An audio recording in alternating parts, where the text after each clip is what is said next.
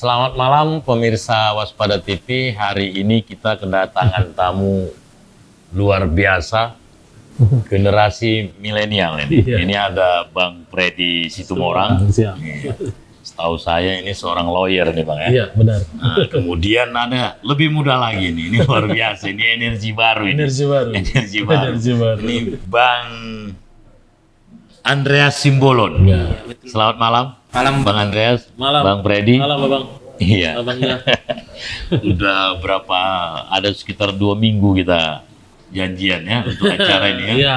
Cuman sibuk terus ya. Ya, gimana kegiatan bersosialisasi di Samosir? Oh, di Samosir. Di Samosir. Iya.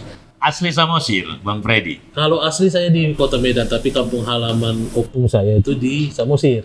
Oh, kalau Bang Simbolon, Bang Andreas? Lahir Jakarta tapi lebih lama di Samosir. Oh, lebih lama di Samosir. Iya. Ya kira orang asli Samosir lah. Bapak orang sana memang asli. Pasti asli sana, Bang. Jadi tiba-tiba terpikir, setahu saya Bang Freddy ini kan termasuk lawyer pengacara sukses ini di Jakarta. Hah? Bisa dikatakan. Mas. Sekolah dulu gimana Bang? Masa kecilnya itu gimana? Kalau sekolah saya dari SD sampai SMA itu saya di Medan. Di Medan. Di mana? Mana tahu ada dengar orang kawan-kawan SD. Wah, udah Kalau maju nih Bang SD Freddy. itu saya di SD Antonius 5 di HM Joni. Oh, SMP di SMP Katolik di Santa Maria yang di Jalan Pemuda. Kalau SMA saya di Santo Mas 1, Suparman. iya, iya, iya. Nah, jadi lulus SMA, saya minta izin sama orang tua. Saya merantau, saya bilang. Oh, merantau kuliah. Merantau kuliah ke Bandung. Ke Bandung. Wih. Bandung. Jadi orang rumahnya orang Bandung nih enggak? orang rumah asli dari Bekasi. Oh, dari Bekasi. Jawa orang, Barat. Orang kita. Orang kita juga. Oh, orang kita. Dari Sinaga. Walaupun jauh-jauh tetap orang kita Orang juga. kita juga. Iya, di Pajajaran. Di Parayangan. Parayangan. S1 saya ngambil hukum di Parayangan. Baru begitu lulus, saya sempat kerja 1 tahun dulu. Baru saya melanjut S2. Oh, udah. Oh, ya. S2 di Jakarta, Atmajaya. Di situ saya sambil saya bekerja, sambil saya berkuliah. Terus karir lawyernya di situ juga? itu di tahun 2017. Mulai berkarir lawyer ya. Kerja sama orang, masih ikut ke law firm, ngambil ilmu lah, pengalaman. Betul, betul. Di tahun 2018 saya memberanikan diri, Ah, baik. buka kantor sendiri. Oh. Buka kantor sendiri, masih menyewa ya perkantoran kecil lah. Perkantoran kecil saya sewa, ya puji Tuhan berjalan waktu, klien semakin ada, semakin banyak yang mempercayai, berkembang, akhirnya bisa beli ya ruko kecil lah di Jakarta, bisa jadi kantor tetap lah. Oke, berarti dari klien yang agak-agak populer pernah itu, entah dari kalangan artis pernah nangan? Oh enggak, Oh, enggak. saya biasanya itu nanganin perusahaan-perusahaan. Perusahaan-perusahaan. Sampai sekarang udah 5 perusahaan lah yang bayar per bulan. Sampai sekarang? Sampai sekarang. Perusahaan luar, perusahaan dalam? Ada perusahaan luar, ada perusahaan dalam. Wis. Kapal tanker, batu bara, ada di bidang apa namanya, baja, jual beli rangka baja. Berarti kalau seandainya terpilih jaringan keluar untuk investasi bawa kemari udah ada lah ya? Dengan jaringan klien-kliennya sama ini, ya kita tetap jaga hubungan baik lah. Masih jaga hubungan baik dengan klien. Sampai saya juga, ini kan saya aktif nih, sosialisasi untuk pencalonan bupati, tetapi kantor saya itu tidak berhenti. Oh. Tetap saya, misalnya memang saya harus turun, ya saya harus turun. Jadi ngontrolnya kalau pas lagi sosialisasi lewat apanya lagi? Lewat Zoom meeting, telepon, kan ada juga anggota. Ada juga staf di Jakarta, partner yang bisa saya percaya. Sekarang ini ya mereka lah yang aktif menjalankan kantor.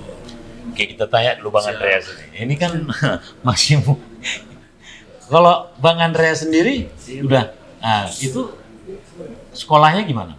Sekolah, saya sekolah dulu SD di Bekasi Mm-mm. di Cikarang. Tapi ketika kelas 6 SD pulang ke Samosir. Oh, pulang ke Samosir. Iya. Kembali lagi. 6 Ibu itu kata ya apa kan? Bu itu. Ah, bu. Konting-konting, alimar pasir-pasir. Iya. Udah kebanyakan kena keju. Kalau Bang Freddy, boy kan? Bisa. Oh, bisa. Oke. Bisa. Terus. 6 SD pindah ke SD Santo Mikael Pangururan, Samosir. Mandongani opung, nemanin. Dulu dibilang bapak, opung di sana sendirian, siapa yang menemani? Gitu. Langsung sigap. Karena sayang sama orang tua, datanglah ke Samosir. Iya. Kami kan 3 bersaudara, kami semuanya ditanya. Jadi saya lah sebagai anak cowok terakhir kalau dalam adat Batak itu saya menemani opung lah. Siap pudan lah. Siap dan bawa. Hmm. Itulah menemani opung. Sampai kelas 3 SMP Mm-mm. di SMP Budi Mulia Pangururan Samosir. Hmm. SMA pindah lagi ke Iya. Jakarta. Hmm. Ke Jakarta supaya ya menambah pendidikan gitu kan. Hmm. Lanjut kuliah di Brawijaya Malang. Oh, berarti Jurusan walaupun hukum. muda tapi berbagai kota udah dijalanin. Iya. Hmm. Dan itu ketika saya SD, saya di Samosir, saya bapak orang tua di Jakarta. Hmm.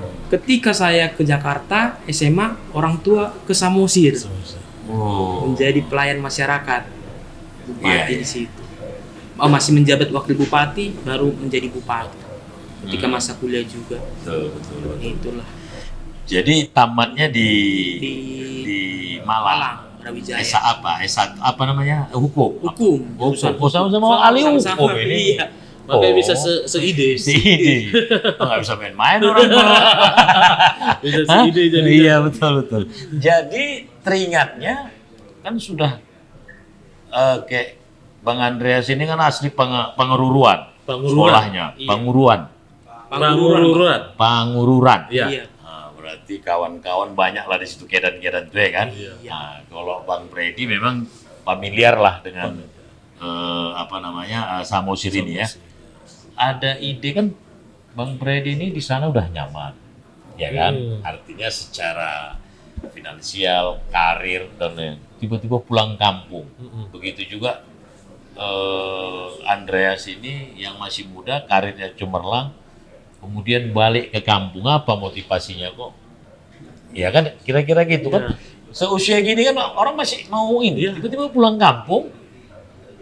Tujuannya apa? Tujuannya apa itu loh kira-kira kan? Ah. Apa pemikirannya kok Apa bisa iya, tiba-tiba? kok bisa ke situ tiba-tiba ya? teringat jadi bupati, wakil bupati bertarung dengan incumbent nantinya ya. Mudah-mudahan kan. Itu apa motivasinya itu?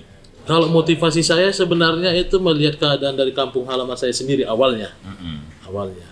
Jadi kan walaupun saya memang nggak terlalu sering lah ke Samosir, ya bisa dikatakan setahun bisa 6 kali lah berkunjung. Walaupun saya kemarin itu kuliah di mana? Di Bandung, ya minimal pasca Natal, tahun baru. Iya. Kalaupun ada libur semester itu balik ke kampung. Iya. Jadi beberapa tahun ini saya lihat kenapa seperti ini aja ya Samosir ini. Kenapa tidak ada perubahan-perubahan kan gitu. Malah perubahannya ini kenapa ke yang agak yang lebih berkurang kan gitu. Itu motivasi saya kemarin. Kira-kira rupanya bayangannya Bang Freddy melihat potensi Samosir, kan di situ kulihat pariwisata ya. Pariwisata. Iya. Apa kira-kira menurut Bang Freddy ini bisa ditingkatkan lebih baik sehingga secara ekonomi masyarakatnya bisa lebih daya belinya lebih tinggi, income-nya lebih tinggi. Terus apa rupanya potensi Samosir dan kira-kira bayangan Bang Freddy ke depan ini mau dibuat apa Samosir itu? Ya, potensi di Samosir itu banyak. Namanya juga kan Samosir ini terkenal namanya negeri indah kepingan surga. Wih, betul. Itu terkenal. Ya, betul. Kalau Kabupaten Samosir itu terkenal namanya negeri indah kepingan surga. Kalau di luar itu orang lebih kenal Samosir dari Sumut sebenarnya. Iya itu. Pulau Samosir Iya, lebih sama dikenal. kayak Bali, orang lebih kenal Bali dari Indonesia. Dari ini, ya. Kalau di Jawa itu orang lebih kenal Samosir, Pulau Samosir dari sumut dalam tanda petik ya. Iya. Iya. Jadi potensinya itu bisa di bidang pertanian, bidang pariwisata, UMKM-nya.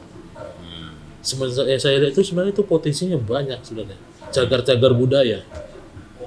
Karena kan Samosir ini kan dibilang kan titik awalnya orang Batak. Betul. Cagar-cagar budaya di situ yang memperkenalkan budaya-budaya Batak sebenarnya. Subuhit itu di situ ya? Pusuk Buhit. Ya, Pusuk Buhit, ada namanya apa? Kampung Ulos, yang Tenun Ulos. Baru kenapa pertanian? Yang pertama saya bilang itu pertanian karena 80% masyarakat di Kabupaten Samosir itu berprofesi sebagai petani. 80%. Itu berdasarkan data yang saya lihat dan saya pelajari itu 80%. Tetapi saya lihat ini kenapa para petani kok tidak seperti dilindungi ya para petaninya. Kira-kira kalau untuk program, oke, kita masuk misalnya pariwisata, ya. Pariwisata itu kan di situ mulai dari apa namanya hotelnya, penginapan, terus kemudian makanan, terus kemudian wisata kultur budayanya, kemudian itulah ya. Iya. Nah, kalau dari Bang Predi melihat ini apa kendalanya itu sehingga misalnya tingkat hunian juga rendah ini sebenarnya kan, baru kemudian kedatangan padahal orang Batak, Pusuk Buhit, orang Batak aja datang ke sana rutin aja itu aja udah penuh Samosir. Gitu. Kalau dari Bang Predi apa itu? Kalau sekarang saya lihat itu kurangnya perhatian ya. Dan menurut saya itu tidak merata. Tidak merata pariwisata di Samosir ini. Sekarang saya lihat kalau di Pulau Samosir ini orang wisatawan datang ke Pulau Samosir ini yang didatangi kalau enggak waterfront Tanah Ponggol. Kalau enggak Menara Pandan Tele. Padahal di situ banyak objek-objek wisata yang kayak saya bilang tadi, cagar-cagar budaya. Contoh di Desa Sialagan. Ya. Itu ada juga objek wisata di situ. Yang tor-tor satu kayu itu ya. Tor-tor sama ada apa namanya yang hukum pancung itu. Oh iya. Batu itu. Batu Iya. persidangan. Batu persidangan. Batu persidangan di Sialaga. Baru ada namanya Kampung Ulos, Penenun Ulos. Betul, betul. Sampai di situ ada ulos yang sekarang itu ada di Vatikan. Oh. Ulos untuk paus itu dibikinnya itu di Kampung Ulos Samosir. Ada. Iya, iya, iya. Ada namanya di daerah Palipi namanya itu. Daerah-daerah kecamatan Palipi lah. Itu ada pisau somalim. Itu kan objek-objek wisata sebenarnya itu kan sebenarnya di setiap daerah itu ada sebenarnya objek-objek wisata, cagar-cagar budaya. Kalau itu dikembangkan, dipelihara, ditingkatkan lagi, sebenarnya wisatawan itu bisa berjalan ke situ mengunjungi ke objek-objek wisata itu juga. Apa kira-kira bentuk intervensi Pemkab Samosir menurut Bang Predi nanti kalau seandainya diberi amanah itu kira-kira untuk peningkatannya itu program konkretnya apa yang Bang Predi tawarkan ini mungkin didengar oleh publik Samosir ya, masyarakat Samosir ya. Sebelum nanti kita ngobrol apa kira-kira? Ya program konkret itu yang memelihara cagar budaya itu. Maksudnya memperbaiki. Sekarang kan kayak pisau somalim itu, saya bilang tadi pisau somalim itu ya. Orang jarang mengenal namanya pisau somalim. Padahal itu merupakan cagar budaya kayak saya bilang tadi. Kenapa itu tidak dikembangkan? Kayak direvitalisasi lah. Supaya unsur dan makna dari cagar budaya itu dapat. Dan sekarang kan wisatawan ini kan pengen mengetahui pisau somalim ini apa sih? Sejarahnya seperti apa sih? Berarti ada program literasi ya, Iya. artinya ada penjelasan dalam bentuk digital Iya. atau apa tentang situs-situs budaya Situs-situs tadi. budaya itu Oke. tadi. Sampai saya berpikir nanti ada kita tempatkan masyarakat asli dari daerah itu, kita latih untuk bisa menjelaskan itu ke wisatawan. Jangan nanti wisatawan datang nih, tidak ada yang menjelaskan, ya percuma juga. Dia tidak tahu itu apa. Jadi kan harus ada masyarakat juga yang kita latih, kita kembangkan SDM-nya untuk bisa menjelaskan itu, untuk bisa memberikan pengetahuan terhadap cagar budaya itu. Oke. Dari sisi pertaniannya, ya petani tadi ya, 80% itu. Ya. Nah, yang selama ini seperti apa rupanya yang Bang Predi lihat dan kira-kira ke depan mau Bang Predi dalam konteks program apa prioritas mau dikasih Prioritas saya itu yang paling utama itu gara-gara basic kami sama-sama orang hukum ya. Kami sudah diskusi nih. Yang pertama pengen saya buat itu, kami pengen buat itu peraturan daerah sebenarnya, peraturan daerah yang terkait dengan perlindungan para petani. Kenapa harus ada peraturan itu? Karena supaya ada jaminan bagi para petani bahwa dia dilindungi, supaya ada landasan bagi semua orang untuk rule of the game-nya lah, cara bermainnya lah. Orang tidak bisa sembarangan lagi, karena sudah ada peraturan yang sebagai batasan-batasannya. Tapi kita fokusnya untuk melindungi petani, peraturan itu. Contohnya, di peraturan itu nanti akan saya buat terkait dengan bagaimana alokasi pupuk supaya bisa merata ke semua para petani yang ada di Kabupaten Samosir. Sekarang kan sepengetahuan saya itu jalurnya itu dari distributor ke agent ke kelompok tani, baru disebarkan ke para petani. Tapi kan misalnya ini ada peraturan ini, jadi itu bisa merata alokasi pupuk ini. Begitu juga dengan alokasi bibit-bibit ini. Kalau sekarang pupuk siapa yang megang? Individu, swasta atau apa? Ada distributornya dia. Ada distributor yang individu dia sebagai distributor. Monopoli dia gitu. Oh enggak, ada beberapa distributor, tidak monopoli. Tapi kan jalurnya tadi. Tapi kan peraturan ini kami buat supaya itu bisa merata aja. Saya dengar tapi ini kan informasi dari luar ini ya, nanti Bang Andreas bisa juga jelaskan, membantu mungkin kan. Investasi misalnya di Samosir itu Sambil minum boleh ya? Sambil ya. Ya, Bang Andreas minum Bang. Siap, Bang, makasih. Jadi kan kadang-kadang orang kepingin bikin hotel, Ya. terus kemudian investasi di situ, tetapi kendalanya ada kultural katanya. Kultur itu artinya kadang-kadang kita mau bangun hotel, beli tanah, rumahnya setahun 2 tahun baru kumpul dulu, apakah itu tanah adat, tanah keluarga. Misalnya ada tanah keluarga, padahal itu kalau dijual produktif, ada yang investasi, hunian hotel, pembangunan, ini menyerap tenaga kerja. Tetapi orang mau beli aja, itu mesti kumpul 1 tahun, 2 tahun, ada yang di Amerika. Itu yang tanah pribadi, belum lagi tanah adat, kumpul marga ini. Nah, itu yang saya dengar begitu. Kira-kira apakah itu kendala memang di Samosir? Kalau itu kendala, kira-kira terobosan dari Bang Freddy seperti apa untuk menarik investasi sehingga orang bisa bangun di sini? Kalau kendala bisa dibilang katakan kendala juga. Memang ada. Karena itu kan memang itulah kultur, itulah namanya ada istiadat di sananya. Tapi kan bagaimana peran pemerintah di sini? Peran pemerintah harus bisa sebagai penengah, mediator lah, untuk bisa sama-sama win-win solution. Karena dari investasi itu juga bisa menaikkan pendapatan daerah ini juga, pendapatan daerah dari kabupaten ini sendiri. Tetapi kita juga harus bisa menjaga masyarakat Kabupaten Samosir itu juga. Jadi bagaimana peran pemerintah di sini supaya bisa sebagai mediator. Kalau di Bali, ini sekilas Ya. di Bali itu kan ada tanah dijual ke investasi, lalu itu dibangun hotel, dia kan KSO bagi hasil sama penduduk kampung, ya kan? Tanahnya produktif, kemudian ada hasilnya, kemudian untuk keamanan di situ ada apa namanya itu kalau di pecalang orang kampung di situ, dia jaga keamanan, jadi dapat dari pecalang, dapat penyerapan tenaga kerja, dari bagi hasil juga KSO, ini semuanya kan. Ada nggak kepikir misalnya Pak Freddy dan Bang Andreas nanti untuk kira-kira misalnya mengadopsi lah, kita katakan seperti itu.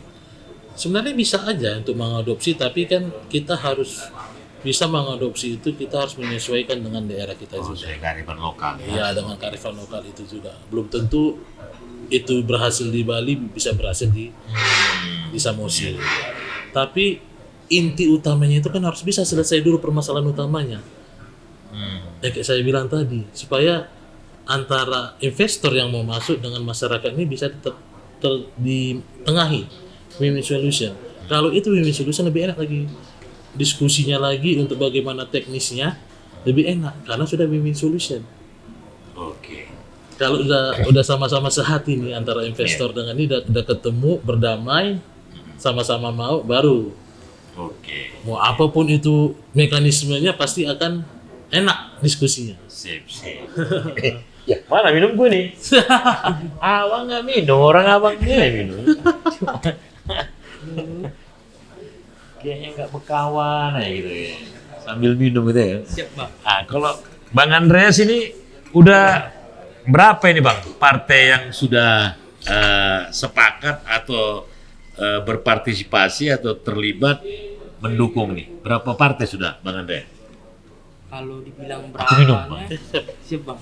Kalau dibilang berapa partainya, kalau pada saat ini di proses ini kami sudah mendapat beberapa partai, tapi dalam surat tugas. Oh, bentuknya surat tugas. Bentuknya surat tugas. Ada partai PD Perjuangan, PD ada Perjuangan. partai PD Perjuangan berapa kursi? Partai PD Perjuangan ada 5 kursi. Untuk bisa ngusung berapa kursi? 5, minimal 5. Oh, sudah bisa berarti? Sudah bisa. Oh, kalau untuk oke. Terus habis PDI, Ada Demokrat. Demokrat 2 kursi. 2 kursi. Tapi surat tugas juga masih. Terus Oke, terus Kemudian ada ini Perindo. masih komunikasi, kita semua partai kita jalin komunikasi. Ada partai PKB, partai Perindo, kemudian ada partai Golkar. Ini semuanya masih dalam tahap komunikasi. tetapi dari gambaran ada beberapa partai itu yang menurut Bang Andreas sudah positif lah dari komunikasi yang terbangun itu kan kita lihat dari sisirannya aja sebenarnya, tapi sarannya kan surat tugas dulu karena itu ada berapa partai yang kira-kira sudah memberikan lah, itu ada berapa partai? Sejauh ini ada 3 partai. Partai PD Perjuangan, Partai Perindo, Partai Demokrat. Oke. Sekarang ini kan lawannya incumbent ini, ya, Bang Freddy kan? Hah? Sudah mau jalan 2 periode, ya, ya kan? Dan dari sisi pengalaman, dari sisi usia, ya. ya kan gitu. Lebih lah, ya. Lebih dalam tanda petik maksudku Kalau pengalaman. dari usia saya lebih tua. Hah? Dengan incumbent? Iya. Bang Freddy 35, 35. incumbent? 33 kalau nggak salah. 33 Oh, atau muda 34. juga. Iya. Oh, ini pertarungan milenial berarti. Eranya milenial ini berarti. Lebih kalau dari sisi umur lebih tua saya. Oh. Dari sisi umur. Kalau Bang Andreas Saya usia 27, Bang. 27. Iya. Oh, itu wali kota Bobby dulu waktu wali kota 27. Ya, sekarang dia 33. Iya. Mudah-mudahan tercapai kan. Oh, mudah-mudahan rezekinya nasibnya sama kayak Sama. Bobby. Jadi optimis. Optimis. Optimis. Apa ya kira-kira yang menurut Bang Freddy atau Bang Andreas ini optimis bakal mendapat mandat dari masyarakat atau warga Samosir? Apa kan ada kalau dia kan oke, saya optimis. Apa indikatornya menurut sangat optimis gitu loh? Kenapa kami bisa bilang optimis? Kan kami kan selalu menawarkan energi baru ke masyarakat. Oh, tagline-nya itu ya. Energi baru. Ya, karena masih muda, ya harus energik kan gitu. Ada energi baru.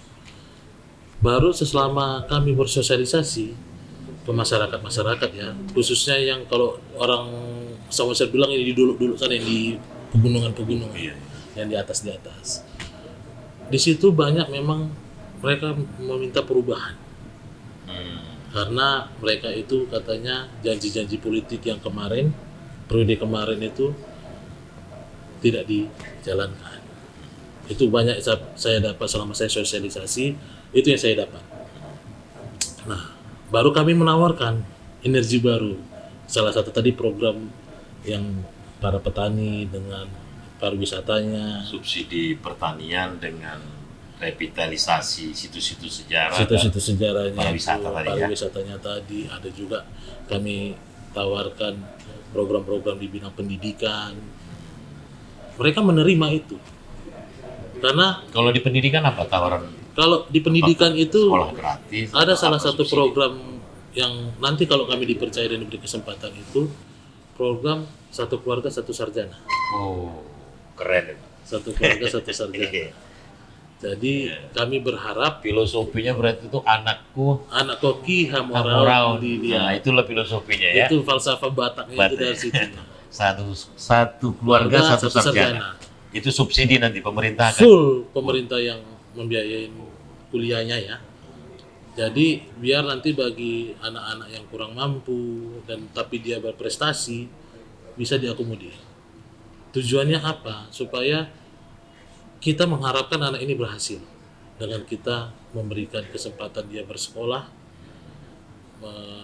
mendapatkan pendidikan yang baik, dia berhasil, dia bisa mengangkat harkat dan martabat dari keluarga itu sendiri. Oke. Kalau dia punya adik kakak, dia bisa membantu untuk mendorong sama-sama, ayo. Pokoknya keluarga itu shoot lorong deh. Siapa yang mau jadi sarjana, ya kan? Pokoknya Satu tugas keluarga. pemerintah, yang lain Ya. tugas keluarga. Satu keluarga satu Satu sarjana. keluarga satu sarjana. Iya. Jadi Bang Freddy, Bang Andreas yakin dengan program itu masyarakat pasti akan memberikan amanahnya. Saya melihat dari kayak saya bilang tadi, dengan kita bersosialisasi selama ini, mereka sangat antusias melihat program-program yang kami tawarkan. Karena menurut mereka selalu dibilang jangan banyak janji, jangan terlalu banyak menjanjikan apapun di masyarakat. Tikus sendang ya, jangan hanya janji. Tinggal janji. Tetapi yang penting bagi masyarakat itu laksanakanlah apa yang kalian katakan. Itu yang penting bagi masyarakat. Jangan perlu ada banyak janji. Jadi kami pun langsung to the point aja. Program kami seperti ini ke masyarakat. Antusias. Makanya itulah dasar kami bisa mengatakan optimis. Tapi kami juga nggak bisa juga merasa jumawa dengan ini. Tetap terus bersosialisasi, tetap memberikan energi baru ke masyarakat, tetap berdoa kepada Tuhan karena ya hasilnya Tuhan yang menentukan. Ya, kita ikhtiar, ya kan? Iya, Apa namanya, soal hasil itu otoritas dia. Kita serahkan, Kita serahkan. kan gitu. Ya, Bang Andreas ini sebelum maju ini aktivitas selama ini apa, Bang Andreas? Aktivitas saya pengusaha, Bang. Wih, masih muda, berusaha. Keren. Oh iya. Jadi Oh iya. ada hotel di Pangururan, saya mengelola. Nama hotelnya Hotel Green Dainan. Kalau Iya, saya pernah di situ, pernah. Iya. Iya, tahu. kalau apa ke Samosir, Iya. salah sehingga Siap. Siap, Bang. Oh, pengusaha selama Iya. ini ya, usaha perhotelan. Jadi dunia pariwisata itu memang betul-betul sangat familiar lah ya. Iya, termasuk Dan- saya pelaku dalam industri Eh, pariwisata.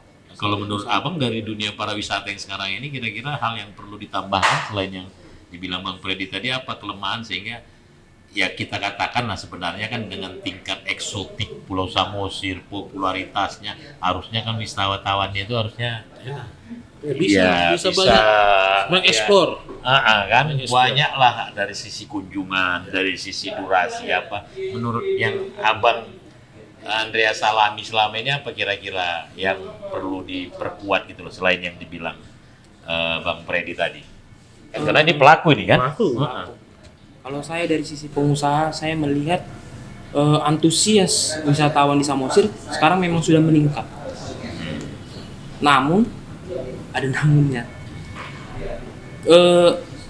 Kurangnya tanggap pemerintah dalam memberikan akses informasi ke si wisatawan bahwasanya hotel-hotel di Samosir ini mana saja.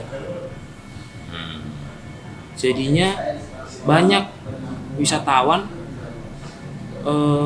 malah itu sempat itu kayaknya viral itu. Jadi malah tidur dia di jembatan Tanoponggol karena saking ya pertama hotel sudah mulai penuh dan ya kalau sudah penuh hotel pembangunan hotel selanjutnya kan harusnya ada. Nah di sisi investasi tadi itu kurang tanggap saya lihat. Artinya sebenarnya harusnya mulailah pemerintah ini ada database tentang jumlah pengunjung. Kalau sudah di bulan-bulan seperti ini, tahun seperti ini harusnya ada penambahan hotel-hotel baru, apakah itu milik Pemda atau investor dari luar. Dan ini juga dalam rangka penyerapan tenaga kerja dan peningkatan ekonomi masyarakat, kira-kira seperti itu. Oh, itu dari sisi pengusaha ya, pengusaha. pelaku pariwisata. Iya. Ada ini yang menarik ini, Ya, Bang Freddy. siap, Mungkin ini saya minta tanggapan juga nih ya. siap.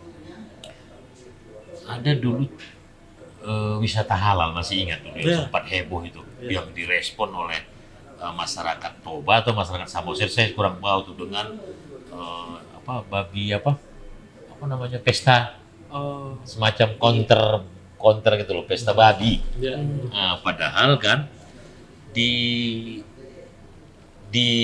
masyarakat luar, khususnya kan wisatawan ini kan bukan hanya dari luar negeri. Wisatawan lokal juga ada dari Aceh atau apa dan semuanya kan tuh, bagi mereka itu kadang-kadang tinggal itu tergantung makan, kan dua hal yang berbeda. Mereka mau 3 hari 4 hari, kadang-kadang mereka kesulitan dari makan. Kita kan harus hargai budayanya. Ya beda, maka mau kita paksakan kan. Nah, kemudian dari sisi apa? Ya itu tadi, dari sisi aspek makanan ada yang ditanggapi isu wisata halal itu ditanggapi ini semacam mau syariaisasi, islamisasi, padahal sebenarnya bagaimana wisatawan bisa nyaman dengan perbedaan kultur itu, tapi dia menikmati nyaman sehingga keuntungannya juga bagi masyarakat Iya. bisa banyak kan, karena mereka makan di situ, minum di situ, nyaman di situ. Pernah kira-kira Bang Freddy lah atau Bang Andreas, gimana menyikapi isu ini dalam konteks Samosir gitu loh? Iya. Ya. Kalau dalam konteks Samosir, di Samosir itu sekarang udah banyak contoh dari wisata halal non halalnya lah ya. Iya. Sekarang di Samosir itu rumah makan halal juga sudah banyak. Oh. Sudah banyak. Jadi wisatawan dari teman-teman kita Muslim juga udah gampang untuk mencari tempat makan yang halal. Karena di Samosir itu juga tidak hanya yang beragama non Muslim, Muslimnya juga ada yang Iya. jadi masyarakat Kabupaten Oh, Samosir. ada juga banyak ya. Nah, kemarin waktu Idul Adha saya berkurban. Oh. Berkurban di masjid di daerah Kenegrian Sihotang. Ada teman-teman kita umat Muslim. Artinya toleransi juga sangat tinggi. Tinggi sekali. di sana, tinggi. Saya juga pernah suatu waktu diskusi lah, nggak sengaja diskusi. Jadi ada suatu kafe di Pangandaran, saya lagi ngopi di situ. Rupanya ada seorang akademisi yang hendak berdiskusi terkait dengan wisata halal ini. Saya coba berdiskusi sedikit. Sebenarnya yang diminta oleh akademisi ini salah satunya cuman tolong tunjukin arah kiblatnya di mana lah, kalau di hotel Iya. kan gitu. Misalnya teman-teman kita Adalah dari hotel dari tuh, mana. betul. Ya, saya kan juga di hotel-hotel di beberapa tempat di Sumatera Utara walaupun di luar Sumatera Utara kan di hotel itu juga ada diarahkan Ya, ada penunjuk arah kiblat. arah kiblatnya kan gitu. Jadi supaya tahu bagi umat Muslim untuk menjalankan ibadah bisa terbantu. Jadi tidak ada untuk mensyariahkan atau itu enggak. Sebenarnya sangat toleran ya Toleran. masyarakat Samosir itu. Pemkab juga memfasilitasi itu ya. Nanti ke depan Kedepannya hotel-hotel itu harus ada. ada. Karena kan itu tidak ada masalah sebenarnya. Karena kita membantu dan mentoleransi, kita saling menghargai antar umat beragama. Iya. Untuk menunjukkan itu saja. Apalagi dua-duanya ini besar pengalaman di luar, Iya. jadi soal toleransi atau aman lah itu. Aman. Oh, orang luar Iya. kita sering di Bandung atau apa Iya. begitu ya. Sampai kemarin saya pernah jalan-jalan ke luar negeri juga, yang rata-rata memang dari kaum umat Muslimnya minoritas, di hotel-hotel itu tetap memang ada arahnya itu ditunjukin. Arah kiblat. Ada. Itulah contoh toleransi beragama itu. Dan itu tidak masalah sebenarnya. Ini kalau kita explore tentang Samosir atau ngobrol dengan Bang Freddy ini bisa berjam-jam nih. Batas kita cuma setengah jam kan. Siap. Soalnya ini walau usia muda tapi pengalaman tua. Ya kan? Bang Andreas ini usianya muda tapi ini pengusaha, pelaku sejarah, dan itu pusatnya wisata itu ada 2, Bali, Samosir. Kalau di Indonesia kira-kira kan begitu. Itu termasuk KSPN loh dia. Samosir itu. kawasan super Prioritas. strategis. Super prioritas. Iya. Serunya. Super prioritas Iya, iya. nasional Nasional. untuk wisata. Ada beberapa ya, Bali, Mandalika ya. Iya. Baru Samosir. Samosir. Samosir, salah satu. Oke, Bang Freddy dan Bang Andreas, ini terakhir ini. Siap. Kira-kira ini kita dari Bang Andreas dulu nih. Ini bukan soal yang muda duluan baru yang tua, enggak. Ini kan mau pilkada di tanggal 27 November. Iya. Sebagai seorang calon bupati dan wakil bupati, sebagai seorang generasi muda, kalau Bang Freddy ini milenial, ini Gen Z. Betul. Nah, iya kan? Kok bisa dibedakan gitu? Oh iya, karena dari sisi usia, milenial itu yang umurnya antara 30 ke 40. Gen Z itu ke 16 ke 27, 25. Badan muka saya makin tumbuh. Emang itu bahan mukanya ini. Semudah. Siap. Apa kira-kira semacam himbauan, pesan bagi masyarakat Samosir ya menyikapi pilkada serentak yang akan jatuh pada tanggal 27 November dari Bang Andreas? Makasih sebelumnya Bang. Kalau menurut saya dalam menghadapi pilkada kita maunya santai, Oke. santai. Apalagi kalau kami generasi Z ini kami orangnya santuy kalau dibilang. Oh iya, santuy. Slow. Slow. Jadi dibawa enak, santai, tapi tetap kita harus memahami pendidikan politik. Bagaimana perjalanan pilkada. Apalagi kalau kami ini kan karena yang Abang bilang tadi 16 tahun, itu kan masih pemilih pemula. Kami harus selalu menggaungkan bahwasanya generasi Z itu calon wakil bupati Samosir. Oke. Berarti sudah ada representasinya generasi Z di Pemerintah. pemerintahan ke depannya. Kalau sudah ada Gen Z, ngapain yang lain kira-kira gitu. Jadi himbauan kepada generasi Generasi ke depan generasi ke Gen Samosir. Z ini momentum pilkada ini jadikan pencerdasan politik, pendidikan politik, dan juga ini ada wakil kalian di sini. Dan harap ada dukungannya sehingga program-program itu nanti kalau ada Gen Z wakil bupati, dia lebih paham, lebih ramah dia Iya. terhadap generasi Z. Dia ngerti apa maunya mereka, kira-kira begitu ya. Betul, Pak. Oke. Bang Freddy? Kalau saya sih banyak harapan saya sebenarnya. Oh, Banyak. Selalu dan pada saat saya sosialisasi juga saya sampaikan. Yang pertama, ya kita harus sopan santun. Saya juga sama tim saya bilang dalam mensosialisasikan saya juga jangan arogan. Sopan santun aja. Bawa energi baru itu, bawa energi yang positif. Yang kedua, saya selalu bilang kita harus bisa saling menghargai dan saling menghormati. Saya bilang gitu. Walaupun mungkin kita beda persepsi atau beda pilihan, ya sudah itu hak. Tapi kita bisa saling menghargai dan menghormati. Yang ketiga, saya selalu bilang sama masyarakat Kabupaten Samosir, sudah saatnya masyarakat Kabupaten Samosir ini ikut berpartisipasi dalam hal membangun Kabupaten Samosir ini. Dan masyarakat itu harus punya integritas, punya harga diri. Saya bilang gitu. Jangan mudah untuk diberikan sesuatu, karena kalau kita sudah menerima sesuatu, kita sulit untuk menuntut kinerjanya. Kita sulit untuk menuntut apa yang kita perlukan. udah cash dibayar ya. Saya nggak bilang, tapi menerima sesuatu kan. Oke. Tapi itulah yang saya bilang, kita harus punya integritas, kita harus punya harga diri. Karena kalau kita menjaga itu, kan kalau ini sekarang bupati dan wakil bupati ini kan kalau bahasa Bataknya parhobas, pelayan. Pelayan. Kalau pelayan majikannya siapa? Tentu masyarakat Kabupaten Samosir itu sendiri kan. Jadi kan lebih enak komunikasinya, apa yang diperlukan oleh masyarakat itu kalau memang sama-sama punya integritas. Sama-sama memang tujuannya untuk membangun. Kan saya bilang juga, sama kami nanti nggak perlu ada ring 1, ring sampai ring 10, nggak perlu. Saya bilang, misalnya kami diberikan kesempatan dan kepercayaan, nggak perlu ada Satu ring semua masyarakat Samosir ini sama pengen. Iya, Karena betul. dari 128 desa, 6 kelurahan, 9 kecamatan, belum tentu bisa kami jalanin itu semua. Dan belum tentu kami bisa mengetahui apa yang dibutuhkan masyarakat itu kalau tidak ada komunikasi.